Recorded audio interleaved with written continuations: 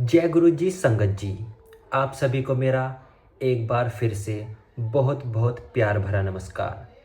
संगत जी, कैसे हैं आप सब? मुझे पूरी उम्मीद है गुरु जी की कृपा से, गुरु जी के आशीर्वाद से आप सब एकदम अच्छे होंगे, स्वस्थ होंगे। आज एक गुरु जी का प्यारा सा सत्संग। संगत जी, इस वीडियो में गुरु जी के 3 छोटे छोटे सत्संग है।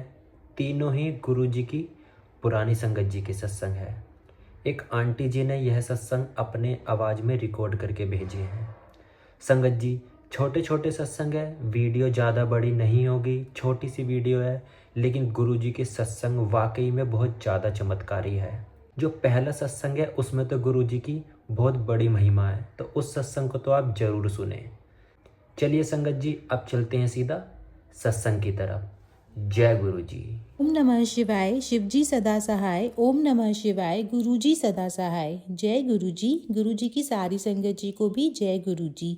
संगत जी, आज हम फिर से गुरुजी की एक पुरानी संगत जी का सत्संग आपके साथ शेयर कर रहे हैं, जिन्होंने हमें लिख कर भेजा है और अपना नाम गुप्त रखा है। संगत जी कहते हैं, गुरुजी पृथ्वी पर मानव रूप में भगवान है। वह एक दिव्य आत्मा है। वह आपकी नकारात्मक भावनाएं हटाकर आपका हृदय इंसानियत के लिए निर्मल प्रेम से भर देते हैं। वह आपकी चेतना को उच्चतम स्तर तक ले जा सकते हैं। परंतु पहली बार जब मैंने 13 अप्रैल 2006 को गुरुजी के दर्शन पाए तो मैंने ऐसा कुछ महसूस नहीं किया। प्रारंभ में मैं संशय में थी, क्योंकि आजकल धर्म के नाम पर छल होता है।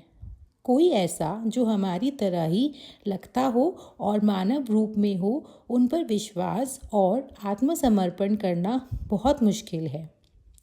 मेरी माँ दुर्गा में पक्का विश्वास और श्लोक या मंत्र पढ़ना, जो कुछ भी मैं करती थी वह सिर्फ माँ दुर्गा के लिए था। जब मैंने एम्पायर स्टेट जाना शुरू किया, संगत जी से मैंने यही सुना कि गुरुजी भगवान शिव के अवतार हैं, पर मुझे ऐसा कोई भावना महसूस नहीं होती। मेरा बस इतना मानना था कि गुरुजी ने हमें एक बहुत अच्छा मंच मुहैया कराया है, जहाँ पर हम ध्यान लगा सकते थे और गुरुजी के सत्कर्म यानी अच्छे कर्म जो जागृत श्रेष्ठता की ओर ले जाते हैं, की सकारात्मक ऊर्जा से अलंकृत हो सकते थे। मैं एम्पायर स्टेट नियमित रूप से आती रही, लेकिन मेरे विचारों में कोई बदलाव नहीं आया। यद्यपि मेरे अंदर बहुत सकारात्मक बदलाव आए, मैंने इनका संबंध कभी भी गुरुजी से नहीं जोड़ा। मेरे अहंकारपूर्ण दिमाग ने मुझे ये सोचने पर विवश किया कि मेरे ध्यान लगाने की वजह से ही यह बदलाव आए थे। एम्पायर स्टेट आने के करीब 2.5 महीने बाद एक रात मैंने एक सपना देखा। एम्पायर स्टेट में बैठक की व्यवस्था में मैंने परिवर्तन देखा। हॉल 3 हिस्सों में बटा हुआ था, जैसा वैष्णो देवी माता के मेन हॉल में होता है। संगत दाईं और बाईं तरफ बैठी हुई थी और बाकी दीवार के साथ बैठी हुई थी और गुरुजी की ओर उनका आशीर्वाद लेने के लिए जा रही थी, जो हॉल के बीचों बीच बैठे हुए थे। जब मैं वहाँ पहुँची, गुरुजी ने मुझे हलवा और 2 पूरियाँ प्रसाद दी। मैं विहल हो गई और जैसे ही गुरुजी को धन्यवाद करने के लिए मैंने अब ऊपर देखा तो मैं भौचक्की रह गई। गुरुजी के आसन पर माँ दुर्गा बैठी हुई थी और उसी समय वह गुरुजी में परिवर्तित हो गई। तब मुझे यह बात में समझ में आई कि माँ दुर्गा गुरुजी हैं और गुरुजी ही माँ दुर्गा हैं। यहीं पर संगत जी का सत्संग पूर्ण होता है। संगत जी, अगला सत्संग हम जिन संगत जी का शेयर करने जा रहे हैं, उन्होंने भी अपना नाम गुप्त रखा है। संगत जी कहते हैं, एक समय था जब मंदिर, तीर्थस्थल, मूर्ति पूजा, रीति रिवाज और ज्योतिष, शुभ अशुभ लक्षण आदि सब बातें अत्यंत महत्वपूर्ण लगती थी, किंतु गुरुजी से मिलने के बाद यह सब अर्थहीन हो गया है। अपने अनुभवों का वर्णन करने से पूर्व मैं सबको बताना चाहती हूँ कि गुरुजी के यहाँ होने से हम सब कितने अनुग्रहित हैं। गुरुजी कोई जादूगर, पुरोहित या स्वामी नहीं है। वह तो साक्षात परमेश्वर है जो हमारे बीच में ही बैठकर हमारा जीवन सरल और मधुर बना रहे हैं। मेरे अनुभव इसी विश्वास और आस्था को सुदृढ़ कर रहे हैं। भक्त के रूप में उनसे मिलने के पहले दिन ही गुरुजी में मेरी श्रद्धा जागृत हो गई थी। उनके आशीर्वाद से ही नवंबर 2000 में मेरा विवाह हुआ। इसके कुछ दिन बाद गुरुजी मुझसे कहने लगे कि वह मुझे पुत्र देंगे। गुरुजी की इस पुनरोक्ति एक मुंडा ले ले पर मेरे पति और मैंने कभी अधिक ध्यान नहीं दिया, किंतु नवंबर 2000 से जुलाई 2003 तक वह यही दोहराते रहे। 7 जुलाई को गुरुजी के जन्मदिन के पावन अवसर पर बड़े मंदिर में विशाल आयोजन था, जहाँ पर प्रातः 3:30 बजे तक हम सब ने उनके दैवीय सानिध्य का आनंद लिया। इसी समय गुरुजी ने मुझे बुलाया और कहा कि उन्होंने मुझे और मेरे पति को आशीष दिया है।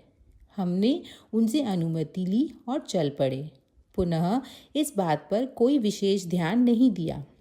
एक सप्ताह के पश्चात 13 जुलाई 2003 को गुरु पूर्णिमा के अवसर पर मैं अपनी सास के साथ गुरुजी के दर्शन के लिए गई थी। गुरुजी कभी किसी से कोई गोपनीयता नहीं रखते। वह प्रत्येक से ऐसे बात करते हैं कि आसपास के लोग पूरा वार्तालाप सुन सकते हैं। परंतु उस दिन जब मैंने उनसे आज्ञा लेने के लिए उनके चरण स्पर्श किए, उन्होंने मुझे पास आने का इशारा किया और धीमे से बोले कि मैं गर्भवती हूँ, पर यह बात किसी को ना बताऊं। किंतु मैंने इस कथन की अवहेलना की।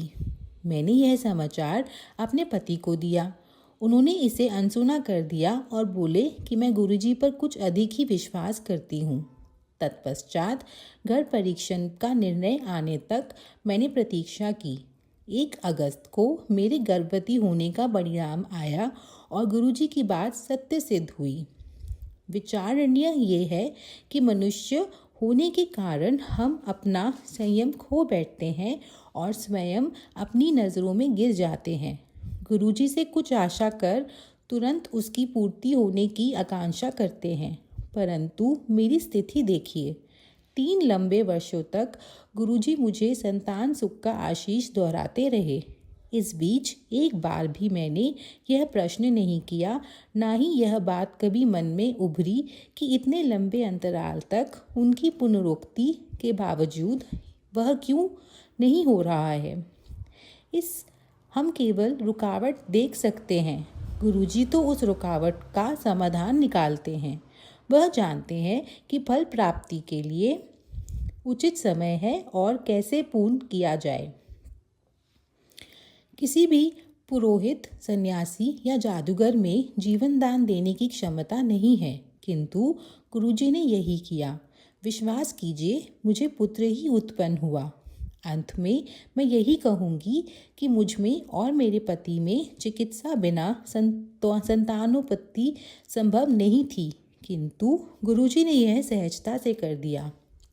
प्रत्येक भक्त को 100% आस्था के साथ शब्द का मात्र एक शब्द या पंक्ति कई दिन, सप्ताह, मास या वर्षों तक एक ही कारण के लिए दोहराना पड़ सकता है।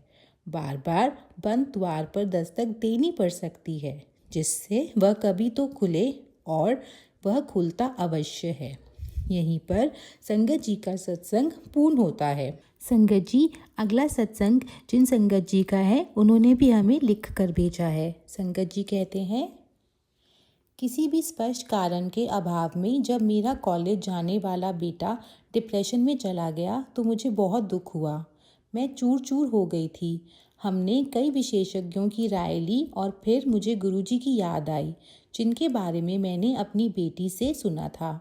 मेरी बेटी की एक सहेली का परिवार गुरुजी के यहाँ जाते थे। उस सहेली की माँ हमारा गुरुजी से परिचय कराने के लिए मान गई। उन्होंने हमें बार बार यह आश्वासन दिया कि सब कुछ पहले जैसा हो जाएगा और मेरे बेटे का 1 साल व्यर्थ नहीं जाएगा। गुरुजी सब ठीक कर देंगे। मैं तो अपने बेटे को स्वास्थ्य देखना चाहती थी। कॉलेज में 1 साल का नुकसान होना उस वक्त हमारे लिए मायने नहीं रखता था। जब हमने गुरुजी के पहली बार दर्शन किए तो वे बहुत दयालु और ध्यान रखने वाले प्रतीत हुए। जब उन्होंने कहा कि सब ठीक हो जाएगा तो मैं निश्चिंत हो गई। गुरुजी की कृपा से मेरे बेटे की हालत में धीरे धीरे लेकिन नियमित रूप से सुधार होना शुरू हुआ। चिकित्सकों की सलाह के विरुद्ध मेरे बेटे ने निर्धारित समय पर अपनी आधी परीक्षाएं दी। उसके कॉलेज के अधिकारियों ने उसे 1 महीने के बाद शेष परीक्षाएं देने की आज्ञा भी दे दी। फलस्वरूप वह सब में अच्छे नंबर लेकर पास हुआ। परमात्मा और गुरुजी की कृपा से मेरे बेटे 1 महीने में पूरी तरह स्वस्थ हो गया। अब वह खुशी खुशी हॉस्टल में रह रहा है और अपनी पढ़ाई पूरी कर रहा है। उसकी डिप्रेशन की अवस्था अब एक बुरे सपने की तरह लगती है। गुरुजी से मिलने के बाद मुझे लगता है कि मेरे पूरे परिवार को गुरुजी का आशीर्वाद मिला है और हम बहुत सुरक्षित महसूस करते हैं। मैं गुरुजी की कृपा के लिए सदा ही कृतज्ञ रहूँगी। वह वास्तव में ईश्वर के दूत हैं। यहीं पर संगत जी का सत्संग पूर्ण होता है। जय गुरुजी, शुक्राना गुरुजी। संगत जी, आप सभी को गुरुजी के यह सत्संग बहुत ही पसंद आए होंगे। संगत जी, ऐसे ही गुरुजी की महिमा, गुरुजी के आशीर्वाद और गुरुजी के चमत्कारों से भरे सत्संग आप सभी के बीच इसी तरह रोज लाता रहूँगा। संगत जी, ऐसे ही सत्संग सुनने के लिए इस चैनल के साथ आप ज़रूर जुड़ें और इस चैनल को ज़रूर सब्सक्राइब करें। ऐसे ही सत्संग लेकर आप सभी के बीच फिर से मौजूद ज़रूर रहूँगा संगत जी। तब तक के लिए आप सभी को मेरा बहुत बहुत नमस्कार और सारी संगत जी को मेरा जय गुरु जी।